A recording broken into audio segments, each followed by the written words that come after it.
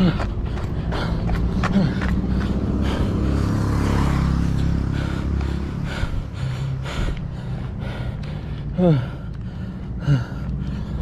kita dah settle. Kita punya 10k running dekat Putrajaya. So bagi aku settle down dulu. Aku nak cooling down dulu. Sekejap lagi balik nanti aku akan share lah sikit apa yang tips-tips sebagai pelari amatur untuk korang. Maybe korang boleh guna ke benda ke. Okay, so kita jumpa kejap lagi dekat rumah.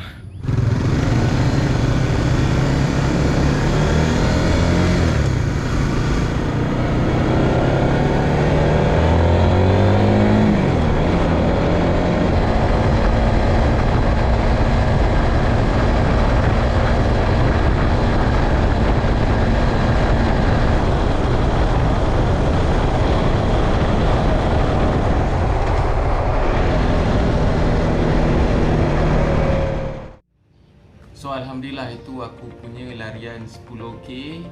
Aku pilih pagi ni untuk lari dekat Putrajaya. Kenapa Putrajaya? Bagi aku route dia best, dia banyak flat. Walaupun ada elevation gain sikit-sikit, contoh macam dekat PICC dan sebagainya, tapi ada variation sikit lah. Dia naik sikit, dia turun sikit, dia lagi mencabar untuk aku punya fitness. Timing aku untuk 10.01 km adalah 53 minit. Kalau ada benda yang aku boleh share dengan korang, cara aku lari, method apa aku pakai, tips aku berlari. Sebenarnya aku tak consider diri aku sebagai seorang runner pun, sebab aku berlari lebih kepada untuk fitness, lebih kepada menjalani lifestyle yang sihat dan sebagainya lah. Sebab masa mula-mula dulu aku join event running, memang ada teringin lah nak jadi seorang runner tega kan. Tapi fikir balik, rasa macam tak mampu je kan. Kalau nak cakap diri aku runner pun, aku lagi selesa consider diri aku sebagai seorang beginner ataupun amatur.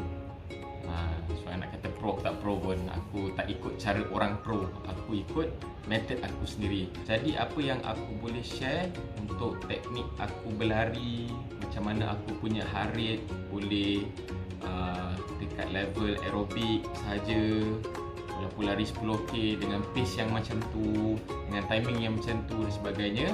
Ini untuk sesiapa yang maybe baru nak start berlari, baru nak start join aktiviti running, siapa nak start lari 10k, nak start lari 5k dan sebagainya lah. Jadi korang boleh ambil tips-tips yang aku nak share ni. Mula-mula yang paling penting sekali untuk aku adalah pemilihan kasut. Kalau korang tengok sekarang ni dekat kedai-kedai kasut, dekat mall apa semua, korang siap bagi korang untuk test korang punya kaki. Nak tengok korang punya bentuk tapak kaki tu jenis apa, jenis apa kita foot lah, jenis flat lah, semua kan. So aku punya kaki normal. Dah ada beberapa brand kasut yang aku dah cuba. Tak beli lah, aku cuba orang lain punya macam Brooks lah, Nike apa semua. Dan aku rasa aku lagi sesuai dengan Asics, dengan brand Asics. Tapi Asics pula untuk normal arch apa benda orang panggil tu, yang tapak kaki tu, untuk aku kaki yang normal, aku lagi sesuai pakai jenis Asics Gel Nimbus. Dan kenapa aku ambil Gel Nimbus? Kenapa aku tak ambil Kayano? Kenapa aku tak ambil Cumulus? Satu, sebab masa aku pergi beli dekat kedai, dia tengah promotion. Dia promotion ada 40% off kot. So harga dia daripada 700, 600 dapat harga 300 lebih. Jadi first sebab kemampuan aku murah. Juga cek-cek balik masa tu dah keluar Gel Nimbus 22.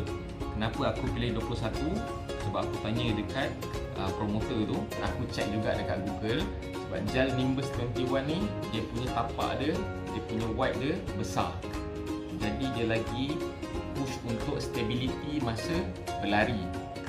Macam aku bila lari, dia ada tendensi nak aku punya kaki tu macam tak balance. Dan untuk pengetahuan korang juga, aku pernah ada pembedahan dekat aku punya ankle dekat sini.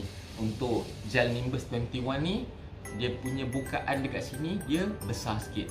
Jadi dia lagi support stability dekat korang punya kaki lah. Kalau gel Nimbus 22 dia kecil sikit. Dan juga dari segi cushion, dari segi gel apa semua tu lah, bila kaki korang dah panas apa semua, so gel ni dia activate, dia akan bagi bounce effect yang boleh bagi selesa lah, selesa. Aku pilih kasut ni sebab lebih kepada nak selesa, lebih kepada nak selamat lah. Ni aku tak nak aku injured lah tiba-tiba, sebab dulu aku pakai brand lain, bila dia punya surface aku lari tu dia macam tak rata, so ada kemungkinan dia terpelecuk banyak kali dah. Nombor 2, tips yang aku boleh share adalah persediaan sebelum berlari. Mula-mula aku pastikan aku dapatkan rehat yang cukup, tidur lebih kurang 6 hingga ke 8 jam sebelum nak lari tu, dan aku make sure aku makan yang sihat lah, yang sihat, minum banyak air. So bila pagi aku nak lari, aku akan ada energi yang cukup. Contohnya macam aku lari lebih kurang 1 jam, so ada energi yang cukup. Tips nombor 3, sebelum aku lari, aku biasanya akan ambil espresso shot, 1 shot je. Sebab apa? Caffeine ni dia boleh boost aku punya mood untuk lari, dan juga boost aku punya energy juga untuk lari. Dia boleh sustain dalam 1 jam lebih macam tu. Aku punya energy dia akan take effect setengah jam lepas aku ambil espresso shot. Kalau sebelum ni aku pakai pre-workout drink, tapi sebab pre-workout drink ni dia banyak bahan kimia kan. Antara main ingredient untuk pre-workout drink juga adalah caffeine. So lebih baik aku ambil natural, aku ambil espresso shot. Next tips aku boleh share dekat korang, waktu larian. Aku lagi prefer lari di waktu subuh. Kalau sebelum subuh ke lepas subuh ke lagi best. Satu sebab cuaca sejuk, orang pun tak ramai dekat route yang aku pilih nak lari tu. Dan juga aku lagi selesa lah lari subuh sebab aku banyak energy. Lagipun bila pagi kita rasa lagi fresh, kita punya muscle-muscle apa semua, sendi-sendi semua fresh kan. So sebab kalau lari petang, kalau lari cuaca yang panas, aku cepat mengah, aku cepat penat, cepat dehydrate. Jadi aku lagi selesa lari waktu gelap, dan aku prefer subuh lah. Sebab lepas kita bangun, kita fresh, kita ada energi yang cukup. Next tips adalah sebelum berlari, aku akan make sure diri aku untuk warm up sikit. At least aku punya heart rate tu dia cecah 100 dulu, baru aku ready untuk berlari. Sebab kalau tiba-tiba tak warm up terus lari, terkejut aku punya jantung, habis. Okey, untuk cara larian tips yang aku boleh share dekat korang. Dulu aku lari tengok pace. Aku nak pace 5, pace 6, pace 7. Lepas tu lari ikut heart rate dan sebagainya. Dan tiba-tiba abang aku pun seorang runner juga, dia share dengan aku, dia ajarlah, dia share berlari pakai cadence. Cadence tu adalah BPM, beats per minute. Kan? So bila kita lari ikut cadence, kita juga dapat improve kita punya pace, kita dapat improve juga kita punya heart rate, dan improve juga kita punya timing masa lari. So beats per minute ni cara aku pakai 2 cara. Sama ada korang pakai metronom ataupun korang pakai lagu. Tapi kalau pakai metronom, dia bosan, dia tik tik tik tik tik tik tik sampai kesudah 1 jam, tik tik tik macam tu, bosan. So alternatif yang aku pakai ialah aku gunakan Spotify. Aku pilih playlist, ada je dekat Spotify tu, korang search, start je. Macam tadi aku cuba lari pakai 180 BPM, sebab sebelum ni aku pakai 175. So aku nak improve lagi aku punya timing, aku pakai 180 BPM. Korang search je 180, nanti dia keluar banyak playlist. Tak semua lagu yang akan ada beats 180 per minit tu. So aku akan on metronom dan lagu daripada playlist 180 BPM tu dalam masa yang sama. So kadang-kadang bila lagu tu dia tak ikut beat, aku akan try ikut beat yang metronom tu. So dia enjoy sikit lah, ada lagu sedap, pam pam pam pam pam macam tu kan.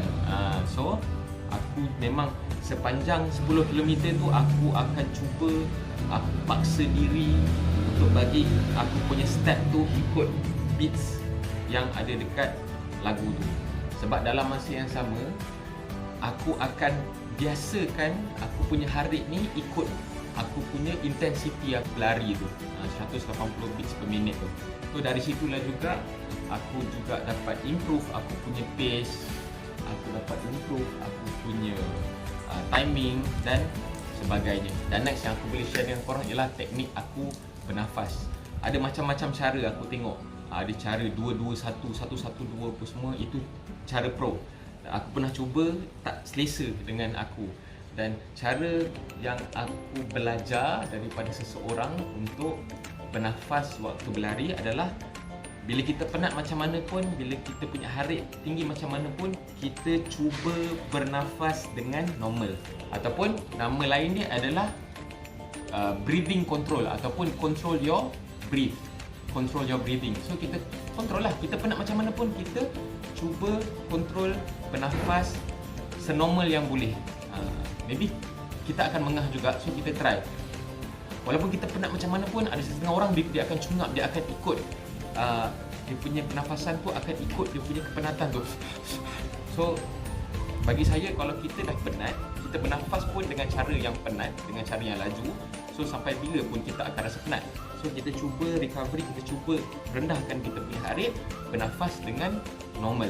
Ada beberapa orang dah cuba saya punya method ni, alhamdulillah menjadilah. Kita punya recovery pun senang. Kalau lepas kita lari ataupun kita buat senaman kardio lain, bila kita mengah pun dia punya recovery dia cepat. Dan tips yang terakhir sekali adalah lepas lari. Lepas lari biasanya saya akan buat recovery. Jalan selama maybe 1k, 2k, jalan relax, nak bagi masa kita relax balik apa semua. Dan juga makan.